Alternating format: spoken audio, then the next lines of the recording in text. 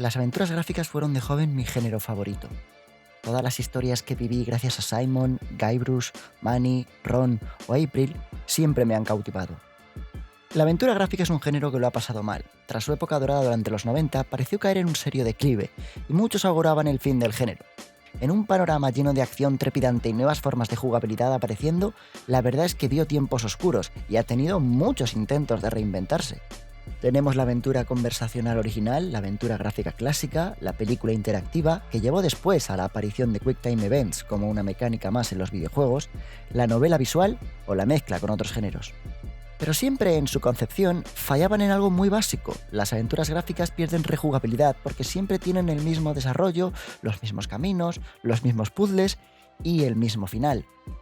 Durante una temporada se creyó que en una época como la nuestra, tal y como avanzaban los juegos, el problema de las aventuras gráficas era su precio como productos que, tras una sola partida, perdían atractivo. Y se probó la fórmula de las aventuras episódicas. Al principio era la receta de siempre, capítulos más cortos, más asequibles de precio, que serían más atractivos a los jugadores.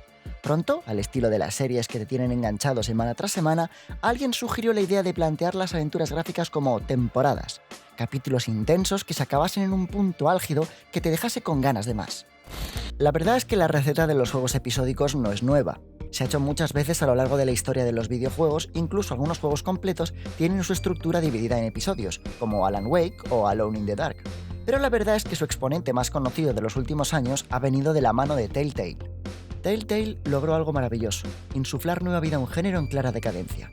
Las aventuras vivían una muerte lenta y muchos profetizaban su fin desde mediados de los 90. La estrategia de Telltale, los cuales empezaron haciendo juegos de póker, tomó un cariz muy específico: usar la fama de otros productos como cara para sus juegos, empezando con juegos sobre CSI y Bone. Tras esto, se lanzaron a la piscina. Muchos empleados de Telltale fueron en su día parte de LucasArts y decidieron relanzar a dos personajes populares de la compañía, Sam y Max. El juego de carácter mensual funcionó bastante bien y se lanzaron a hacer más juegos basados en franquicias conocidas. La fórmula no tardó en hacerse vieja, así que de nuevo, tomando como referencia otros juegos que lo habían intentado antes o los libros viejos de Elige tu propia aventura, se les ocurrió la siguiente pregunta: ¿y si el juego fuese diferente para cada uno? El salto que les faltaba a las aventuras gráficas para no perder ritmo y darles frescura había llegado: las decisiones. Los diferentes caminos que nos llevarán a diferentes eventos y conclusiones. En una aventura era común atascarse y encontrarse a uno mismo dando vueltas por los mapeados, buscando ese pequeño detalle que se nos había pasado para continuar con la trama. Y mucha gente se frustraba y dejaba de jugar, o con los años sencillamente buscaba la solución en internet. Todo porque al jugador no se le había ocurrido ese específico curso de acción, y la llegada de nuevas opciones a proceder eliminó eso de un plumazo. Hoy en día Telltale ha alcanzado por méritos propios un puesto de privilegio como estudio de desarrollo de aventuras, y el factor nostalgia del que se valían ha sido sustituido por el factor geek, que busca un público aficionado a los fanfictions de series, cómics u otros videojuegos, y no les está yendo nada mal. Pero ya les he besado el trasero lo suficiente, hablemos del jugador 2 en esta partida. En 2008, Capcom distribuyó un juego de una nueva compañía llamada Don't Nod, Remember Me.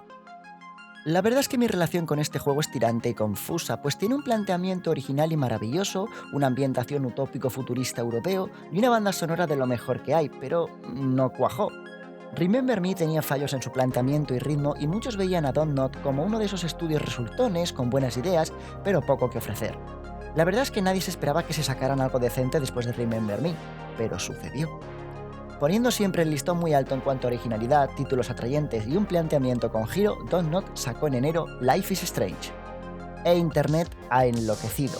Llevo desde enero queriendo sacar esta reseña y estoy muy emocionado por hacerla. El estudio francés ha logrado lo impensable: plantarle cara al actual Goliath de las aventuras gráficas. Y este es un punto que me encanta comentar. Telltale estaba en su poltrona, sin nada que temer, nadie que hacerles sombra, crean las aventuras más jugadas y trabajan con las licencias más deseadas. Ahora llega Don't Nod y con este juego se han sacado la... Telltale se había acostumbrado a un cierto nivel de calidad en sus juegos. De hecho, llevan sin actualizar su motor gráfico unos 10 años. ¿Para qué? Nadie les hace frente, se habían vuelto perezosos debido a estar en la cima. No me entendáis mal, no estoy diciendo que Life is Strange sea un juego perfecto que hará temblar los cimientos del estilo de negocio de Telltale, pero más les vale estar atentos porque ha supuesto un aumento severo del estándar en cuanto a aventuras. La fama de Telltale se basaba únicamente en el fanfiction de a ver qué le sucede a estos personajes de esta franquicia. Para que lo entendáis, Me he leído bastante del cómic de Fábulas y conozco el personaje del lobo feroz o Big Wolf, así que jugar con él me encantó, pero no noté que se lo estaban presentando correctamente a una audiencia que poco o nada sabe del material original. En Life is Strange, Don't Nod partía de cero y requería mucho más trabajo de guión para hacernos empatizar con sus personajes, algo que en Life is Strange han tenido que cuidar desde un principio y no lo han hecho nada mal. Cada personaje funciona en la historia y cumple un propósito por muy secundario que sea. Me hubiera gustado mucho entrar en detalles sobre toda la trama de Life is Strange, pues hay mucho que rascar. Si tuviera que hacer una sinopsis básica del juego, diría que es un thriller de ciencia ficción en el que controlamos a Max Caulfield, una estudiante de fotografía que descubre que tiene el poder de rebobinar el tiempo, que se ve envuelta en una trama de misterio cuando empieza a investigar sobre la desaparición de una joven de la ciudad. No puedo explayarme mucho a este respecto porque de verdad que no quiero estropearle el viaje a nadie. Aunque esta review la hago desde mi visión de la historia, de mi partida y de mis decisiones, no estoy tan de acuerdo con que las aventuras gráficas hayan ganado tanta rejugabilidad como la industria piensa. Lo que sí puedo hacer, dada mi posición como crítico amateur, es compartir lo que yo y algunas otras personas cuya opinión comparto creemos sobre Life is Strange como producto, qué detalles puede que se te hayan pasado y qué creo que lo hace especial. Lo que me ha impulsado a hacer la review de Life is Strange no es solo su historia, ni tampoco porque crea que es un juego rompedor en algún aspecto en especial. La razón principal es una que puede que no le importe a muchos reviewers y puede que se considere algo meramente anecdótico, pero para mí es muy importante, y como es mi review, he decidido dejar esto bajo los focos para que todos los que no lo habíais pensado podáis apreciar más no solo Life is Strange, sino cualquier videojuego. Me gustaría hablar de 3 niveles de desarrollo de un videojuego. Pongamos que el de Wolf Among Us o Back to the Future de Telltale están en el nivel 1. Pongamos a la saga Portal, Dark Souls y Fallout en el nivel 2. Y por último pongamos Life is Strange y la saga de Witcher en el nivel 3. ¿Sabríais decir qué tienen en común estos juegos? ¿Sabréis poder explicar por qué te interesa más el trasfondo de Portal que lo que sucede dentro del juego? ¿Por qué hay una wiki de la historia y el mundo de Dark Souls si hay tan poca narrativa convencional en él? ¿O por qué Fallout 3, siendo un juego tan abierto y tan criticado por su pereza de historia, consigues creértelo? La respuesta es el diseño de producción. Veréis, en los videojuegos, los artistas conceptuales tienen como trabajo hacer bosquejos y bocetos que luego van a incluirse o no dentro del producto final. Por eso muchas veces el artwork conceptual muestra una grandiosidad, espectacularidad u ominosidad que nos sorprende porque no ha trascendido del arte al videojuego. Esto sucede normalmente por limitaciones de presupuesto o por un diseño vago. Normalmente es una conjunción de ambas cosas. Telltale, durante años, al no tener competencia, no ha cuidado mucho este aspecto inmersivo de sus juegos, puesto que confiaba en su guión, en su imagen de marca como creadores de aventuras interesantes y en que cada juego era presentado como un fanfiction de una franquicia que ya había hecho ese trabajo por ellos. En Back to the Future, en la mayoría de episodios, salvando un par de localizaciones, siempre estamos en la plaza de Hill Valley, y no hay más que eso. No consigues introducirte del todo porque te falta todo el mundo y detalles de las películas. Life is Strange probablemente es el juego que más ha cuidado este aspecto en mucho tiempo. Cada cartel, cada fotografía, cada adorno, todo se puede inspeccionar. Siempre hay algo que decir. Pero no es solo que esté presente en los objetos jugables, cada localización habla de sus personajes y es creíble. De verdad sientes que tienen que ver con ellos y que viven ahí. ¿Cuánto cuesta hacer esto? Pues bastante. Mi último año de carrera lo pasé en Taipei haciendo mi proyecto final y, señoras y señores, este es mi juego.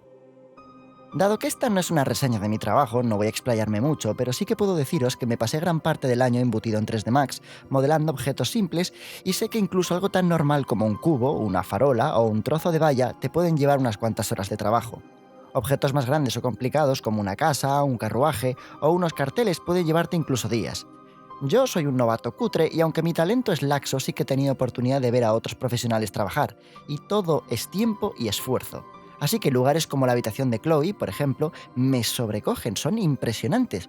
Todo en la habitación nos habla de quién es este personaje, todos los detalles están ahí. Obviamente, esto se transmite no solo a los personajes, sino a otros detalles del juego de una forma impresionante. Y demuestra que estos están pensados al detalle. Un ejemplo sería el diario de Max. Yo lo leo y me creo que sea el diario de un adolescente, no por cómo se expresa, sino por todo lo que tiene. Pegatinas, etiquetas, dibujos, fotos, trozos arrancados. Tiene una personalidad propia, definida y realista para una chica de 18 años. No solo es un texto escrito para dar ambiente, es una construcción que nos está contando quién es el personaje. El buen diseño tiene diferentes niveles de lectura. Tomemos el diseño de Chloe, por ejemplo. Chloe es una adolescente rebelde, malhumorada, con un estilo grunge urbano. ¿Pero es eso todo lo que encierra? Llevemos su análisis un poco más allá. Su camioneta es una porquería juvenil, la cual aparca en los espacios para minusválidos sin el menor miramiento. Es una porrera irresponsable y de genio rápido. Y además su indumentaria también tiene elementos de calaveras y un contraste entre el azul característico del juego y su opuesto de color, un rojo color sangre. Los colores son muy importantes en el juego y nos dan un mensaje oculto subyacente al texto del mismo, mostrándonos pequeños detalles. El rojo se asocia a los personajes poderosos o violentos, y dado que es un juego con una protagonista metida en el mundo de la fotografía, podéis apostar vuestro culo a que el color es importante. Pero volvamos con Chloe. Si nos fijamos en el principio del juego, cuando vemos la escena de su asesinato, el cual impedimos, a Chloe le disparan en el torso, justo en la parte en la que en su camiseta hay una calavera. Una calavera que también se encuentra en su tatuaje, el cual no contiene solo una calavera, también una mariposa y un lazo rojo. El rojo nos transmite su agresividad, y la combinación de estos elementos ha despertado la curiosidad de muchos. Aunque esto no puedo confirmarlo, se supone que estos elementos aparecen en un mural de Pompeya que representa la muerte como el gran equilibrio de la existencia. Y no puedo explicar demasiado más, puesto que, como he dicho, no ha sido confirmado que yo sepa, y puede arruinarle la experiencia de juego a más de uno. Su diseño no solo te está transmitiendo quién es el personaje, sino que está analizando a más niveles lo que nos está explicando y el papel que juega en la trama. Durante el juego vemos elementos de iconografía nativoamericana y algunas menciones a la misma, a su folclore o a los espíritus animales. El tono azul del cabello de Chloe es un azul muy específico. Se utiliza durante todo el juego y destaca, para darle al mismo ciertos toques de personalidad. Es el mismo que se encuentra en la mariposa, la cual no solo es una más que evidente metáfora sobre el efecto mariposa y la teoría del caos, pues es donde tiene lugar el primer salto en el tiempo, sino que además está en el tatuaje de Chloe, es una mariposa morfo, especímenes fuertes porque son muy difíciles de capturar por los depredadores, y al igual que Chloe, no se dejan atrapar. También es el mismo tono de azul que vemos en el arrendajo azul, un pájaro que vemos de cuando en cuando en las localizaciones donde Chloe está presente, y en algunas tradiciones nativoamericanas de Oregón, donde supuestamente transcurre Life is Strange. El arrendajo azul es un dios bromista que ayuda a la humanidad, pero que también causa problemas. También es un dios que puede viajar al desconocido mundo de los muertos, y precisamente Rachel Amber tiene una pluma de arrendajo en su pendiente, el personaje con el que se arranca la trama con el misterio de si ha muerto o si solamente ha desaparecido. El dios arrendajo es masculino y la mariposa morfo solo es azul cuando es masculina. Chloe actúa como un chico muchas veces y podemos ver eso en el entorno que la rodea, en mensajes escritos, en su forma de hablar y en su tan discutida orientación sexual. Se quieren. Cuando se piensa concienzudamente cada aspecto de un juego es cuando surgen los buenos productos y cuando los fans son capaces de sacar nuevas lecturas, estén pensadas por su creador o no. Esto es lo que en verdad inspirará a nuevos creadores. Y cuando nos centramos en hacer sencillamente algo visualmente espectacular, no estás ofreciendo nada al espectador, ni una historia oculta, ni un reto, ni algo sobre lo que reflexionar. Solo estás dando un espectáculo vacío, o con suerte quizá una excusa de cosplay. Dato curioso, este símbolo está por todas partes cada vez que Chloe está cerca. Raro. También hemos hablado antes del color. Life is Strange es el juego que quería ser una película. Si no os habéis creído mi razonamiento sobre el diseño de producción, esto os terminará de convencer. Puedes imaginarte con pasmosa facilidad a Life is Strange convertido en una obra no participativa como una serie o una película. Cada plano está pensado como en un formato de cine, hermosamente compuesto. A nivel de color, la paleta de Life is Strange está llena de luz quemada, de contrastes intensos del atardecer en sus cinemáticas, las cuales están llenas, como sus escenarios, de una variedad de detalles en la imagen maravillosos, que han sido colocados a propósito ahí. Ya os he explicado cómo en los videojuegos hasta la acción más pequeña cuesta, y como explicáis si no, detalles del póster de desaparecidos que vemos durante todo el juego, volando tras la brisa que deja el coche de las protagonistas. Y lo marco solo como el detalle más obvio, si buscas, encontrarás más. Los detalles de nombres, colores, significados, referencias e incluso el estudio de las obras de arte como fotografías creadas para el juego tienen lecturas muy interesantes una vez conoces quiénes son los personajes y de qué trata toda la historia. Lo que más atrae del juego no es solo su guión, que sirve como escenario para que se muevan sobre él los personajes. La animación facial a veces es algo robótica, pero hace lo que puede, y el motion capture de cada personaje les dota de un lenguaje corporal característico a cada uno. Es otra pincelada más que hace que te los creas. Sin embargo, el guión de Life is Strange falla muchas veces y aunque originalidad no le falta, termina siendo confuso y pobremente hilado. Lo cual es una lástima cuando el resto de apartados del juego están llevados con tanto mimo. Quiero decir, sí, lo que ocurre es interesante, pero a medida que pasan los capítulos el juego pierde fuelle. El misterio grande pasa a un segundo plano para hablar de misterios más pequeños, y ni siquiera tiene claras sus propias reglas. Más de una vez juego con momentos de shock emocional para pasar de ellos al momento siguiente gracias a la mecánica del viaje en el tiempo. Solo explotando el cliffhanger barato. Entiendo comercialmente que se haya de hacer así para mantener el interés de los jugadores, pero dado que mucha gente compró todos los capítulos de golpe tras jugar el primero y que en especial el final del tercer capítulo fue tan pésimo en cuanto se resolvió la situación al inicio del cuarto, me pareció un guión flojito, sinceramente. El problema con su guión es que te lo crees porque sus personajes tienen más o menos un buen guión y si salvas el hecho de que todos son adolescentes de 18 años soltando referencias bibliocinematográficas de adultos de 30, te los acabas creyendo. Pero en sí el guión en ramas no es tal. Las situaciones duales que te presenta el juego con las decisiones no se sienten, salvo en momentos muy puntuales y muy escasos en la trama, que consigan cambiar algo de forma real. Si el juego ha tenido el éxito que ha tenido es, en mi opinión, porque esto ocurre sin que el jugador se dé cuenta. El guión en una de sus ramas fluye en una dirección muy específica que empuja al jugador a tomar la decisión que los guionistas querían que se tomase. Para mí esto ha sido muy evidente en varios puntos del juego. Uno de ellos es el final. Si tomas la decisión contraria a la esperada, se nota, porque el desarrollo da un cambio de ritmo y calidad fuerte. No se nota natural, no tiene lógica. Y al rebobinar el tiempo, ves que la otra decisión, la que esperaban que tomases, tiene muchísima más fuerza, mucha más lógica y mucha más trascendencia. Esto sencillamente no está bien llevado, pues perfectamente se podría haber pasado de esas decisiones y que pasase lo que tuviera que pasar. Es un aspecto que Don't Nod tendrá que mejorar en el futuro. Llevaba ya bastante rato adulando al juego y creo que he prometido ser consecuente con lo que he sentido jugándolo, por eso estoy diciendo ahora sus partes malas, pues no hay juego perfecto. El último capítulo de Life is Strange rompe todos sus esquemas y como he prometido no hacer spoilers no diré una palabra sobre lo que pasa en él, pero puedo decir sin duda que no era un buen cierre. El desarrollo del último capítulo empieza a tomar derroteros y recursos narrativos que no se han explotado ni se han desarrollado en toda la trama ni en ninguno de los 4 capítulos anteriores, convirtiéndolo en una experiencia disconexa y mucho más pobre de lo que debería haber sido. Es por eso que no puedo hablar bien del todo de Life is Strange, porque me parece un fallo importante no proporcionar un buen desarrollo en tu camino hacia el clímax.